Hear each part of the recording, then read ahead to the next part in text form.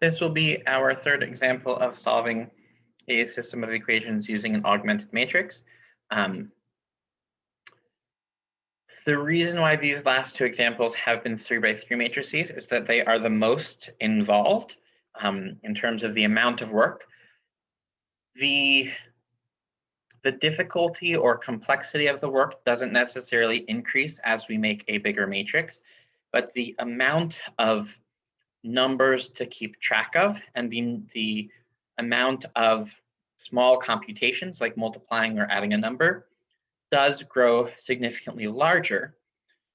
So although the skills themselves maintain a consistent level of difficulty, larger problems do require more work, and in that sense have more places where we could make a careless mistake, such as transposing two numbers, or adding or multiplying incorrectly, or just dropping a negative sign by mistake.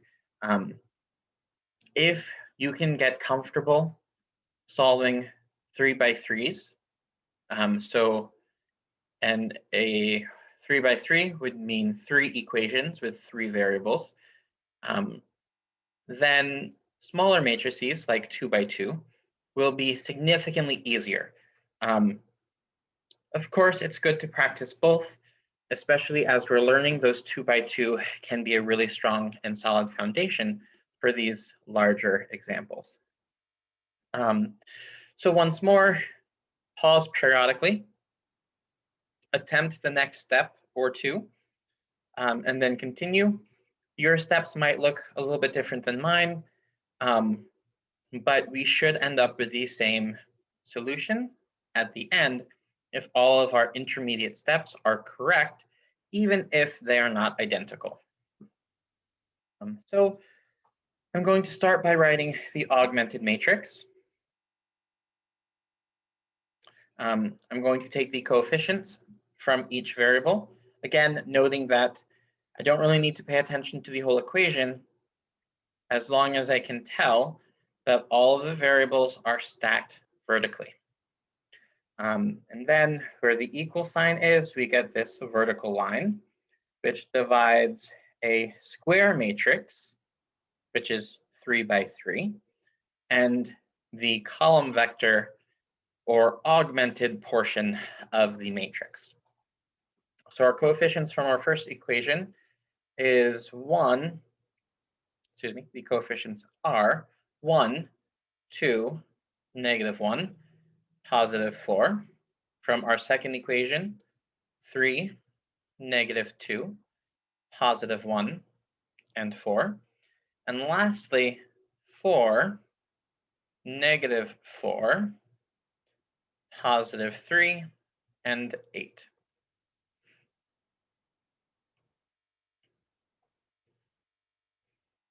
When determining what row operations to do, I want to see which options would most easily allow me to cancel others in the same column.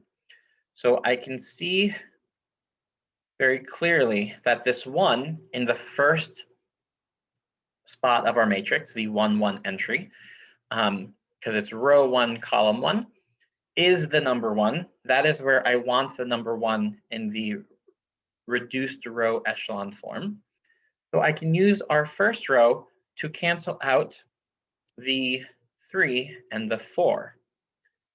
So that would mean that our first row is going to be the pivot. And I don't know how well yellow displays, so I'm going to change to red. So we're going to have row 2. I need to subtract 3 copies of row 1. So that would be 3 minus 3. And then -2 minus 3 times 2. So that's going to be -6. Then 1 minus -3 times -1. That would turn into a +3.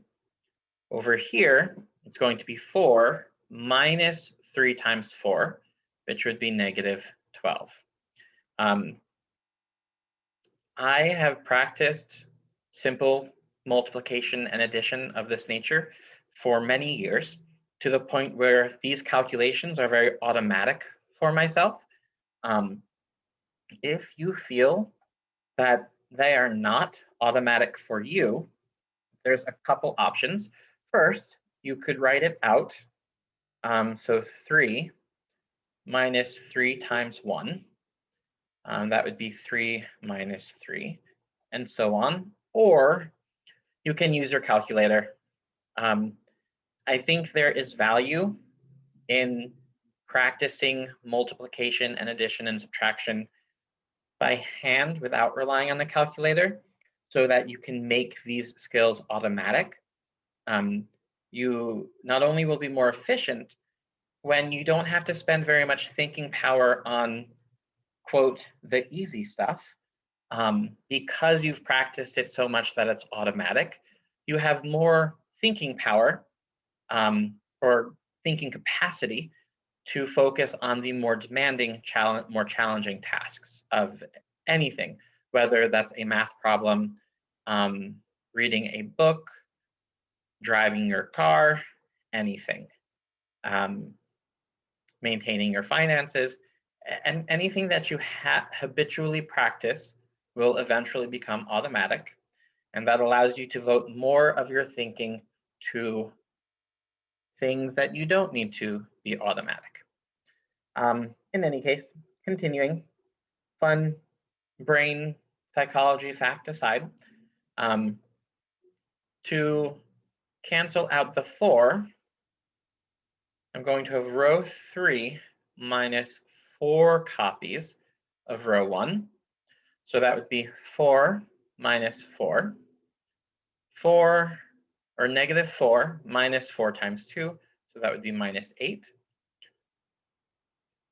3 minus 4 copies of negative 1,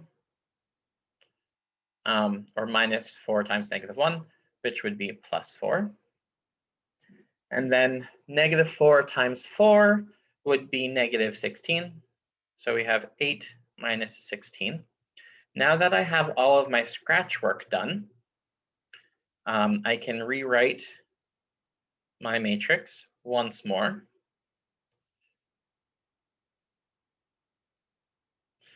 And so I have 1, 2, negative 1, 4 in the first row, because that was our pivot. It didn't change.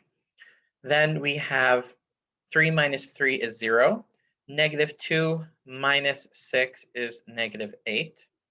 1 plus 3 is 4. 4 minus 12 is going to be negative 8, if I'm not mistaken. Yes, because negative, okay. If you're ever unsure, either mentally check or write it off to the side or use your calculator. It is much better to take an extra few seconds to check and make sure that you are correct than it is to make a mistake and not catch it. Further, the more you check your work and find that it is correct, the more you develop that self-confidence. And that helps automate some of these smaller things. So for row 3, 4 minus 4 is 0. Negative 4 minus 8 is negative 12. 3 plus 4 is 7. 8 minus 16 is negative 8.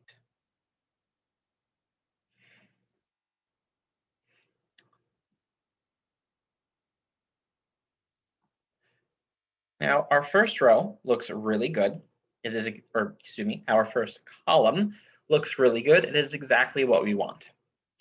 Unfortunately,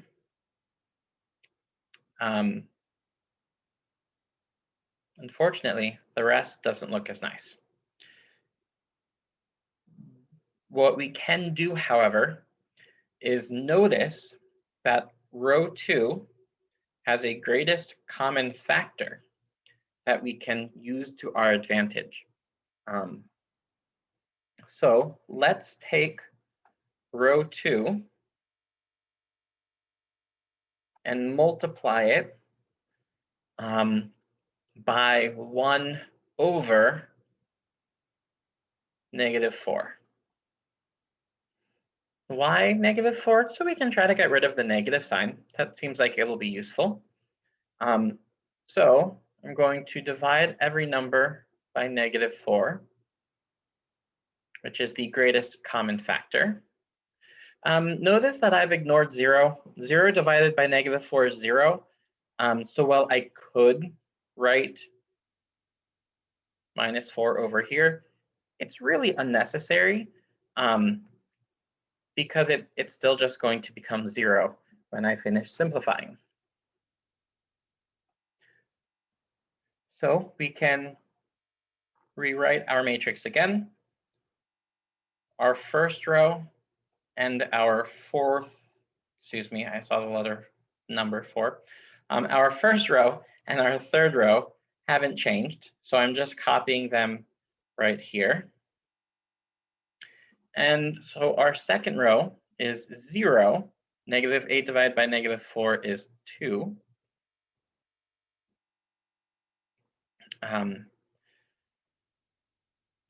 4 divided by -4 is -1.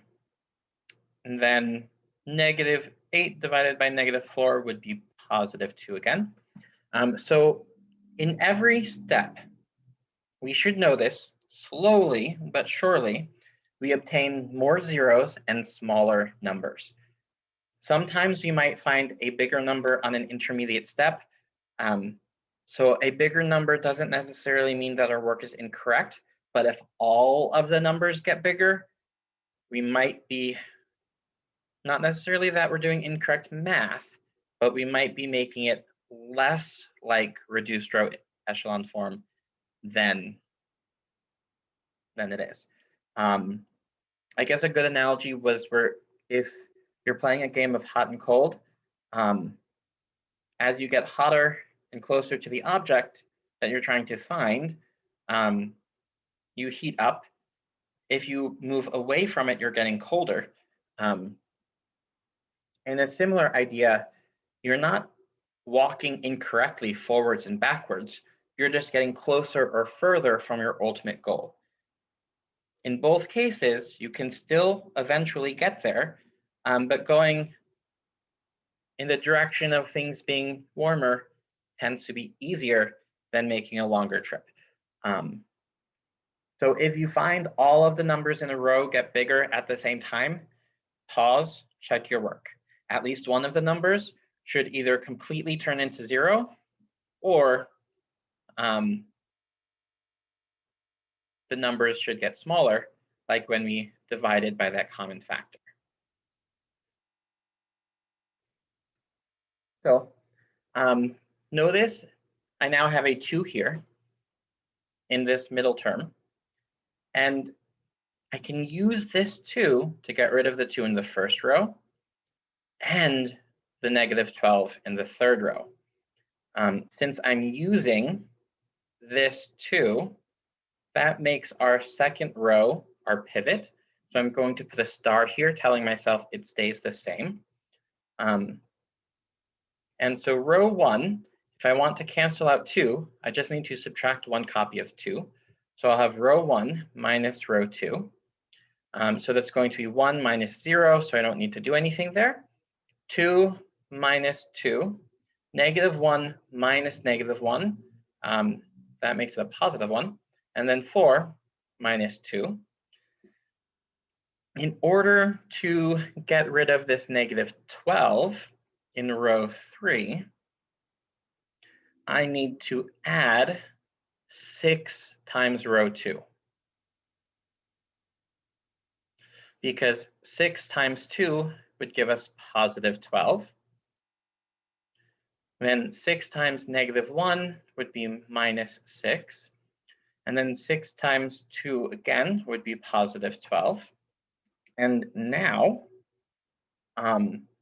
I can simplify each row and rewrite my matrix once more.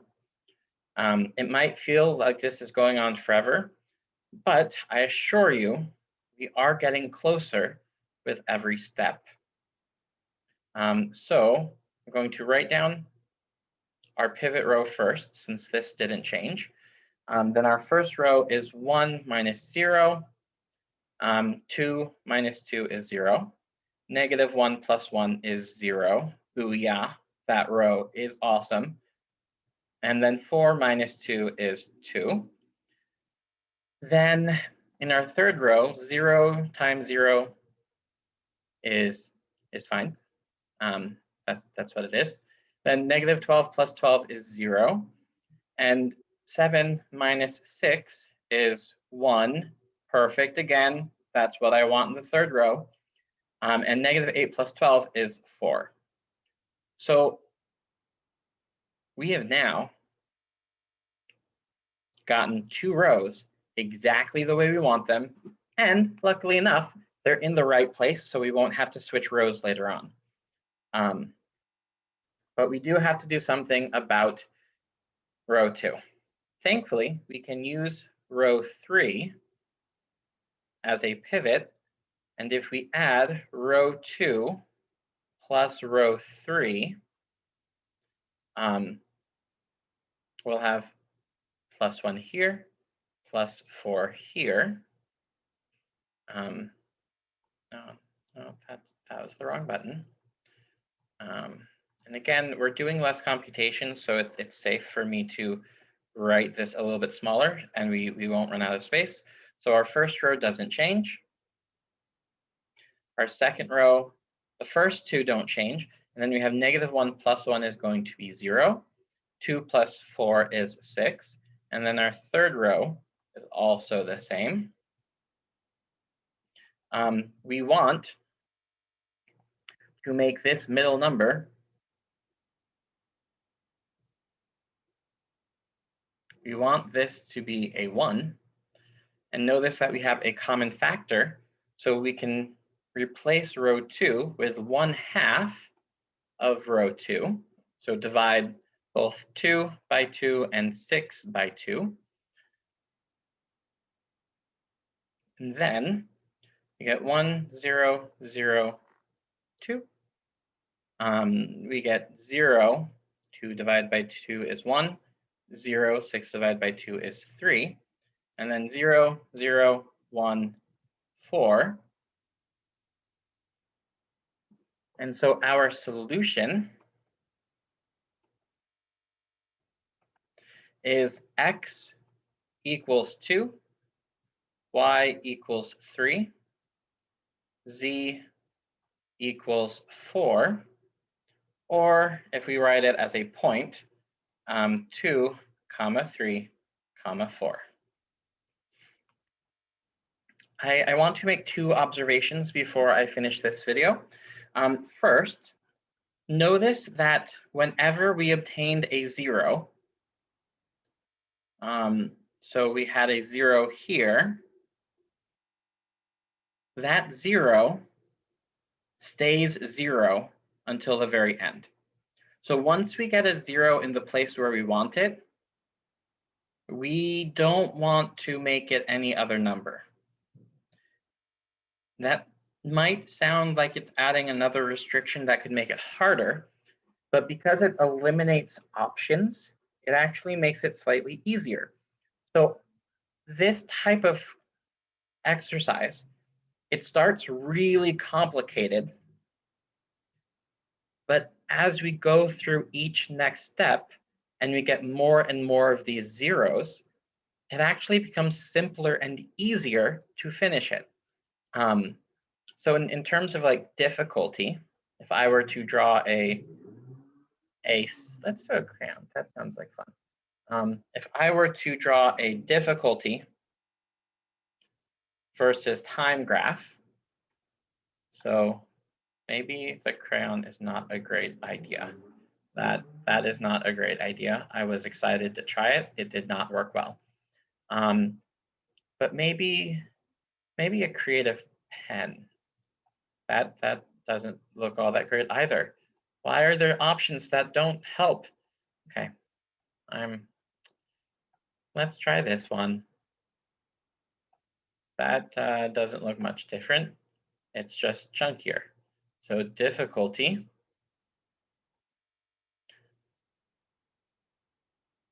relative to time. Maybe let's try the paintbrush. What does that do? Okay, so difficulty. It's really easy when you write the augmented matrix, but then it gets really hard for the first few steps. But then it goes down in difficulty the closer we get to the problem. So it's like climbing up a hill and then sledding down. If you can get over that first difficult part, you have demonstrated sufficient skill to make it the rest of the way. A lot of times we are accustomed to things starting easy and getting harder. When we're working with matrices, we often have a very easy part at the beginning. When we write this augmented matrix, this step right here, but then, well, technically speaking, writing the augmented matrix would be from this step up or down to this next line. And then it gets really complicated for a few steps, but as we go, it gets simpler. So if it feels really hard at the beginning, that's to be expected. It doesn't mean you don't understand or you're not good at it.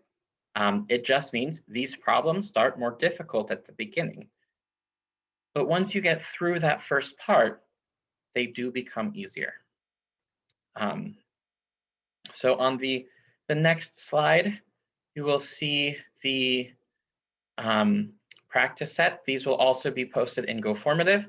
And if you were to scroll further down, there are solutions. They are not worked out for this lesson because it would just be looking at another example like this. So I don't think that's particularly helpful. But you'll be able to check your final work to make sure that you have the correct answers done. Have a great day.